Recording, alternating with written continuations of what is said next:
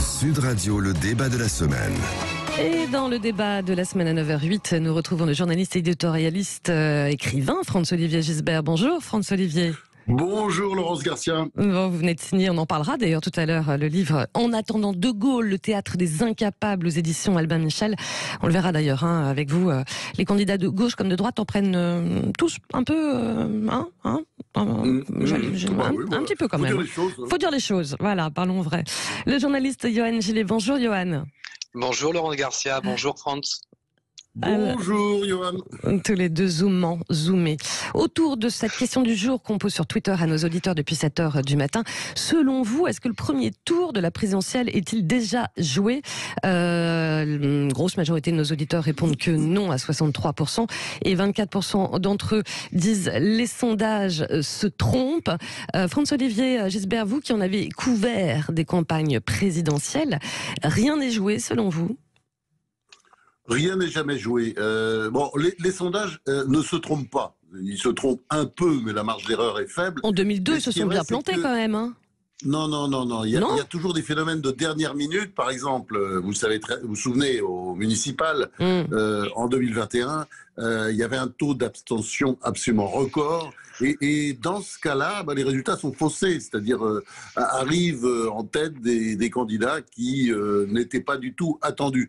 On peut avoir un phénomène de ce genre s'il y a une grosse abstention. C'est vrai que tout est possible. Moi, par exemple, je ne crois pas du tout à Mélenchon comme finaliste au second tour. Vous n'y croyez pas ? Ça me paraît improbable. Quand vous avez 5 points d'écart, c'est improbable. Mais vous pouvez avoir un phénomène type, effectivement, municipal de 2021, une abstention folle. Et à ce moment-là, tout est possible. Mais vous ne pouvez pas dire, vous savez, les sondages, c'est toujours la même chose. C'est une photographie instantanée. Et évidemment, les opinions changent. Et bien alors, surtout, les sondages de second tour ne sont jamais valables. Ça, les sondeurs nous le disent tous. Donc, ça ne sert à rien de reprendre ces sondages de second tour. Ça ne veut rien dire. Alors, il y a une autre élection. Ça, c'est la phrase de Pompidou qui est géniale. Qui est après le premier tour, il y a une nouvelle élection. Il ne faut pas se dire que c'est la continuation, qu'on sait déjà comment ça va se passer la suite. On ne sait pas. Rien n'est joué. C'est votre sentiment aussi à vous, Johan Gillet ? Oui, absolument. Rien n'est joué. On est quand même dans une période, déjà depuis la dernière présidentielle, qui est très incertaine, très instable. C'était très difficile à prévoir l'élection d'Emmanuel Macron en 2017. Et pourtant, on était dans une période qui était quand même moins instable que celle que l'on connaît aujourd'hui.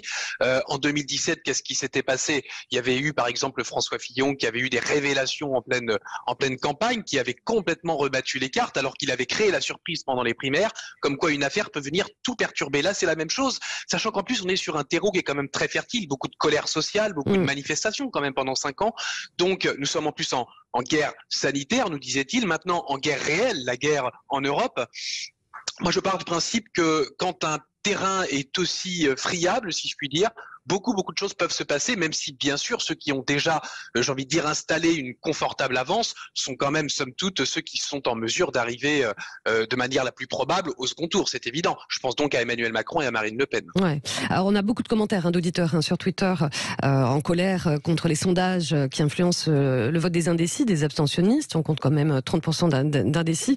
Et puis, c'est vrai qu'on se dit, si tout est joué, à quoi bon aller voter ? Mais en même temps, ça peut renforcer l'abstention qui semble a priori assez massive aussi, non ? Franz-Olivier Gisbert. L'abstention, écoutez, ça dépend.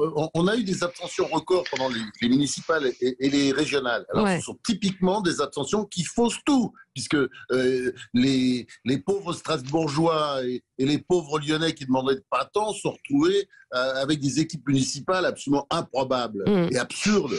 Donc, ils n'auraient pas voté pour ces gens-là comme ça. Donc, ces gens-là sont arrivés au pouvoir, disons, par surprise. Et on peut avoir un phénomène de ce type, il ne faut pas se le cacher. Donc, si on s'habitue à l'abstention, si on considère que c'est normal, alors il y avait des raisons en 2020 et en 2021, il y avait le Covid.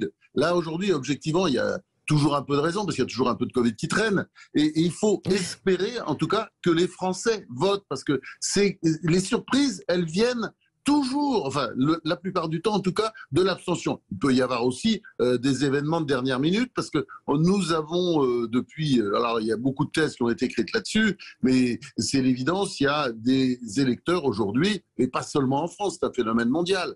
Dans toutes les démocraties, des électeurs de plus en plus changeants et qui peuvent, disons, faire basculer leur vote au dernier moment, bien sûr. Ouais. Avec aussi ce concept de vote utile qui revient. D'ailleurs, je ne sais pas si vous avez suivi le meeting à Nanterre hier du président Macron. Vous l'avez regardé un petit peu ou pas? L'un et l'autre. Oui, on l'a tous regardé, bien sûr. Les 2 heures d'intervention, alors avec un clivage très net assumé, c'est-à-dire vraiment les Européens contre les nationalistes. Le clivage, il est très clair, ce que l'on prédisait il y a quelques mois encore, voire quelques années, sur le clivage que voulait installer Emmanuel Macron. Là, il a été très clairement dit, c'est les nationalistes contre les Européens. Oui, c'était alors. Moi, je voudrais quand même prendre des nouvelles du président de la République aujourd'hui. Je voudrais savoir s'il a pas trop mal aux adducteurs quand même. Parce que c'était un exercice de grand écart. On a réussi à passer quand même de Poutou à Sarkozy. Il a emprunté des slogans et des formules absolument à tous les grands discours que l'on connaît depuis 10 ans. Oui, absolument tout. La mobilisation, c'est maintenant. Nos vies valent mieux que leurs profits. Alors en fait, si vous rassemblez, si vous enlevez le gras qui est au milieu, vous passez de nos vies valent mieux que leurs profits. C'est pourquoi il faut travailler plus et plus longtemps. Donc c'est quand même un grand écart qui en plus a pour capacité de marier les contraires. Moi, je voudrais prendre de ces nouvelles quand même aujourd'hui au président. C'est vrai que beaucoup lui reprochent d'avoir piqué les slogans de la gauche. Pas que de la gauche. Oui, pas que de la gauche. Ce qui m'a beaucoup amusé là, dans la description de Johan, c'est en fait c'est le en même temps. Il nous fait du en même temps. C'est un acrobate. Je pense que les Français ont fini par comprendre ça. Ils ont élu un funambule financier sur le plan économique, parce qu'il y a bien un moment donné, on sera rattrapé par la patrouille, par l'endettement, par les déficits, etc. Ça ne pourra pas continuer comme ça indéfiniment. Et puis en même temps, un funambule sur le plan idéologique. Alors en même temps, moi je dirais qu'en même temps... En même temps, vous n'arrêtez pas de le dire. En même temps, je le dis, tout le monde tombe dans le panneau. C'est ça. Parce que c'est à force d'entendre en même temps, on le dit tous. Mais je trouve que dans cette fin de campagne, en fait, Macron est quand même très avantageux par la guerre en Ukraine, parce que toute la droite qui est très légitimiste, moi je le vois autour de moi quand j'interroge des gens, la droite qui est très légitimiste et qui n'aurait pas voté pour lui au premier tour, cette droite-là est en train de le rejoindre. L'effet drapeau. À cause de l'Ukraine. Mais oui, c'est normal, c'est un réflexe normal. Tous les légitimistes, ils serrent les rangs autour du président parce que, ça va pas très bien pour l'Europe. On va se raconter d'histoire. Cette guerre en Ukraine, ça pose des tas de questions pour l'Europe. Et d'ailleurs, ça angoisse la Pologne à juste titre, les pays baltes, d'autres pays. Enfin d'autant plus que comme ça se passe mal pour Poutine, il peut être contraint, pas contraint, mais il peut être condamné à faire des bêtises supplémentaires.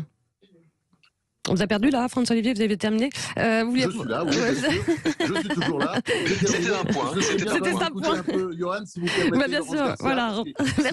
Merci François-Olivier, j'espère faire circuler la parole. Guillaume Gillet. Oui, si vous voulez, ce qu'il y a, c'est qu'évidemment qu'il y a l'effet drapeau, c'est une évidence. Il n'y a pas que l'effet drapeau. Il y a aussi l'effet catastrophique, désastreux de la campagne de Valérie Pécresse. Moi, j'ai rien du tout contre Valérie Pécresse, simplement. En termes purement de rhétorique, elle s'est trompée d'exercice. Valérie Pécresse, elle est bonne dans la dialectique, dans la discussion. Or là, elle essaie de jouer l'emphase, elle essaie de jouer à une espèce de grande oratrice des grands meetings qui n'est pas son truc. Donc elle est en train d'envoyer une espèce de contre-message, quelque chose qui est contre-intuitif, contre-productif. On sait très bien que pendant une campagne électorale, on vient plus chercher l'effet rockstar, l'effet qui fonctionne plutôt que les idées. On a besoin d'un mouvement. Or, elle n'a pas trouvé son bon créneau pour créer le bon mouvement. Et donc forcément, ça directement, il en bénéficie, Emmanuel Macron aussi. Puis il a d'expérience maintenant, il a 5 ans d'expérience en termes de maîtrise du langage. Ouais. Vous parliez de... moi, je suis pas d'accord avec... il n'est pas d'accord, allez-y. Ouais, je suis pas d'accord. Parce que c'est vrai qu'aujourd'hui, tout le monde tape sur Anne Hidalgo, sur Valérie Pécresse. Ça, c'est un exercice obligé dans les médias. Je dirais en tout cas que, Hidalgo, elle a un énorme boulet, c'est le Parti Socialiste. Petit maintenant. Le Parti Socialiste ne dit plus rien, n'a plus rien à dire. Ouais. On va dire sa campagne n'est pas bonne, mais franchement, c'est un gros boulet, le Parti socialiste. Il faut vraiment le changer la tête, il faut tout changer. Voilà, de toute façon, c'est un petit boulet, là. J'espère qu'il y aura un grand chamboulement après les élections. Quant à Valérie Pécresse, son exercice est extrêmement compliqué, parce que je pense qu'elle a un peu d'avance sur les autres, disons sur le plan mental. C'est-à-dire, elle est un peu dans l'après-crise, enfin pas l'après-crise, nous allons au-devant d'énormes difficultés. Et son discours sur le thème, il faut faire attention, la retraite à 65 ans, d'ailleurs, elle a lancé cette idée-là bien avant Macron, mais elle est beaucoup plus concernée par les déficits, par la situation économique. Et si vous voulez, il y a un côté, je ne dis pas, c'est tout à fait ça, sa campagne, mais presque un peu prophète de malheur. Justement, ça ne marche pas. Évidemment, ça ne marche pas parce que les gens n'ont pas envie d'entendre ça, surtout que c'est Noël.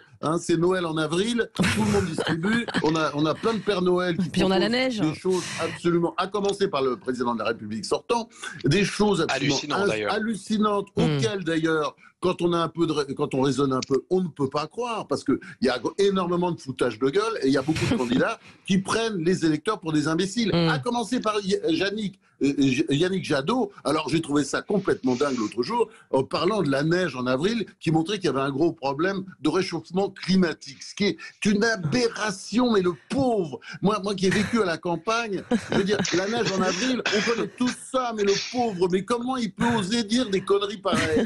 C'est ça les campagnes électorales. Cette campagne électorale, comme connerie, je veux dire, on aura vraiment entendu beaucoup de choses. Mais je suis pas sûr qu'elle passionne. Je cite ça là, mais il y en a beaucoup d'autres. Ouais, d'ailleurs, elle passionne pas franchement nos auditeurs, cette campagne électorale. On a beaucoup de commentaires à ce sujet, d'ailleurs, sur Twitter. Yoann Gillet. Oui, même moi, j'ai dû faire alors que je suis passionné comme Franz de politique, j'ai dû m'obliger à m'y intéresser. Si le phénomène Zemmour m'intéressait en tant que phénomène politique, le gros pari avec Éric Zemmour pour Éric Zemmour, c'était est-ce qu'il va tenir sur la durée en ne renouvelant pas ses thèmes. Bon, il n'a pas réussi à renouveler ses thèmes. Il a même essayé un coup de s'adoucir, un coup de se durcir. Bref, là, il est en train tout simplement de plonger dans les sondages pour une raison très simple. Non, mais il est pas d'accord. Je ne suis pas d'accord. Je pense que le drame et d'ailleurs on le voit techniquement quand on suit bien les sondages, ce que vous avez dû faire, quand on regarde les sondages de très près, c'est la principale victime de la guerre en Ukraine. C'est injuste parce que Marine Le Pen est une grande poutinolâtre, et je ne parle pas de Jean-Luc Mélenchon, alors lui c'est le poutinolâtre des poutinolâtres. Mais